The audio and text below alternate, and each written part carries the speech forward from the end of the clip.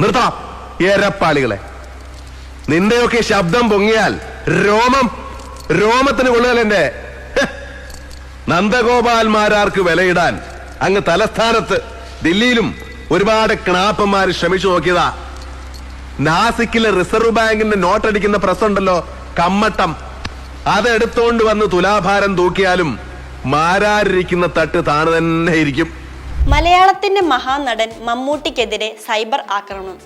സംഘപരിവാർ അനുകൂല പ്രൊഫൈലുകളും ഓൺലൈൻ മാധ്യമങ്ങളുമാണ് താരത്തിനെതിരെ വർഗീയ പരാമർശങ്ങൾ നടത്തുന്നത്. മറുനാടൻ മലയാളി വന്ന ഒരു അഭിമുഖമാണ് മമ്മൂട്ടിക്കെതിരെ സൈബർ ആക്രമണങ്ങൾക്ക് തുടക്കമിട്ടത്. മമ്മൂട്ടി അഭിനയിച്ച പുഴു എന്ന സിനിമയുടെ സംവിധായിക രത്തീനയുടെ മുൻ ജീവിത പങ്കാളി ഷർഷാദ് മറുനാടൻ മലയാളിക്ക് നൽകിയ അഭിമുഖത്തിലെ ഒരു പരാമർശമാണ് സോഷ്യൽ മീഡിയയിൽ ചർച്ചയായത്.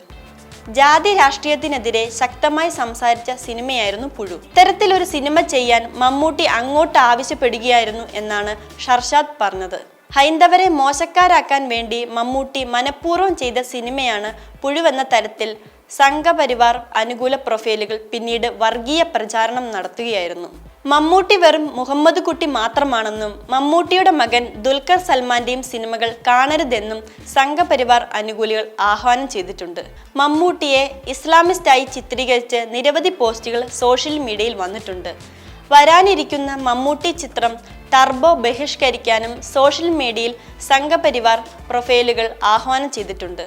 അതേസമയം മമ്മൂട്ടിക്ക് പിന്തുണയുമായി മന്ത്രി വി ശിവൻകുട്ടി, KC വേണുഗോപാൽ കൂടാതെ സമൂഹത്തിന്റെ വിവിധ മേഖലയിലുള്ള നിരവധി പേർ പിന്തുണയുമായി എത്തിയിട്ടുണ്ട്.